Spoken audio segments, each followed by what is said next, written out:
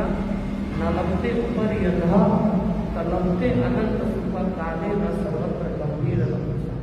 शास्त्र में बताया गया है कि तस्वैव हेतु प्रयेद कोविद, जो कोविद बुद्धिमान मनुष्य है वो संसार के सुख के लिए प्रयास नहीं करते हैं, वो तो हमारे प्रारब्ध के अनुसार मिल जाता है।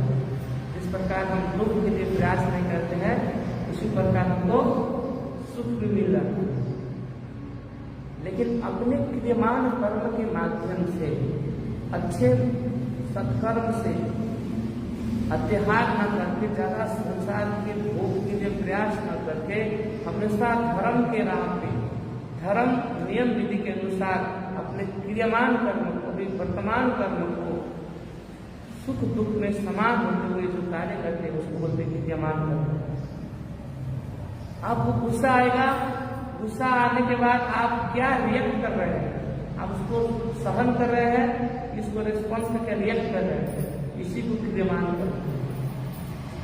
सहन कर लिए तो आप विजय हो गए, और सहन नहीं कर पाए, रिएक्ट कर लिए तो फिर नया कर्म आप उसको क्रिएट कर दिए।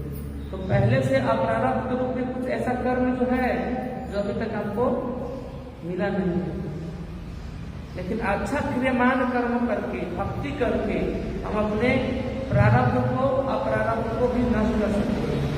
इसलिए भक्ति को सबसे श्रेष्ठ मार्ग माना गया है। कर्मा निरंती किंतु भक्ति भजाम गोविंद मादि पुरुषम तमहम भजामि।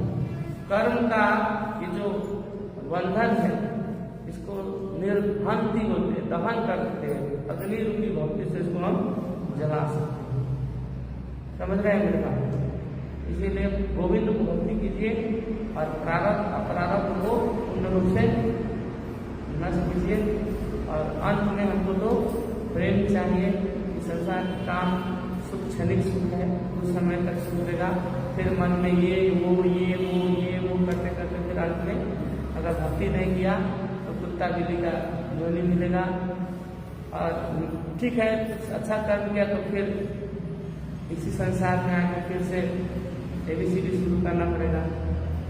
अब कुछ पुण्य कर्म किया तो स्वर्ग में जाओगे, तो ATM में पैसा खत्म होने के बाद में पैसा थोड़ी निकालना, फिर ऊपर से स्वर्ग से नीचे गिराएगा, तो कभी स्वर्ग में उठाएगा, कभी नर्क में डुबाएगा, कभी स्वर्ग में उठाएगा, कभी नर्क में जाओगे। तो दुख का निवृत्ति जब होता है तो व्यक्ति सुख का अनुभव करता है। जैसे नदी में किसी को 5 मिनट तक डुबाते रहे उसका और फिर निकाल दे, तो दुख का जब थोड़ा देर के लिए उसको निवृत्ति मिला तब ना उसको सुख मिला। सुख का अनुभव क्या है? जब दुख व्यक्ति से निवृत्त होता है। तो नर्क में हमको हमारे कर्म का फल भोगना पड़ता है और स्वर्ग में हम अच्छा कर्म को फल भोगना पड़ता है। नर्क में बुरा कर्म को और स्वर्ग में, और इधर कर्म प्रधान है, पृथ्वी जो है इधर दोनों भोगना पड़ता है। कभी थोड़ा सुख भी भोग लेते हैं कभी, लेकिन स्वर्ग के सुख के बराबर इस पृथ्वी का सुख कुछ नहीं। और वैकुंठ का सुख का तो कोई सीमा नहीं। तो आपको स्वर्ग में जाना है तो पुण्य कीजिए, नर्क में जाना है तो पाप कीजिए, और ठीक ठाक करना है तो इधर रहिए, और भक्ति करना है तो आपको कहाँ जाना है। आप हमें ये मत समझ रहे कि हमको पैसा सुख देगा। हमारे बहुत सारे दोस्त लोग हैं जो अमेरिका गया है, विदेश गया है, आपको क्या लगता है वो लोग खुशी है? नहीं है, पैसा है लेकिन वो लोग बहुत अकेलेपन है, उदास है, खुशी नहीं है। पैसा से कुछ नहीं देता। आप इधर भी हो ना तो आपके पास दोस्त है, प्रभु जी भक्त लोग है, माँ पिता है, खुल के जी रहे हैं, खाना अच्छा से खा रहे हो, मनपसंद हो। उधर तो वो भी नहीं मिलता है, डॉलर में खरीदना पड़ता है और स्वाद भी अच्छा नहीं रहता है। तो इसीलिए भारत को और नेपाल जैसा देश को धर्मपरायण देश कहा गया है। यहाँ जो सुख मिलता है वो विदेश में नहीं मिलता है।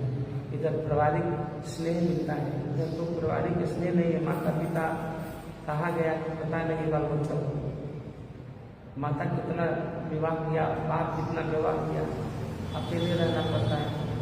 किसी को ज़्यादा कुछ प्रश्न किया या ज़्यादा कुछ डिस्कस किया तो आपको मुद्दा कर या तो जेल में रख सकता है। उधर बहुत डिसिप्लिन होता है और इधर तो कुछ नहीं भाई। तो हमें विदेश में पैसा आदमी को थोड़ी कुछ देता है, आप जब अनुभव करोगे तब खुद को पता चलेगा। इसको ना अभी पता नहीं चला, इसलिए हमारा देश ही सबसे श्रेष्ठ देश है।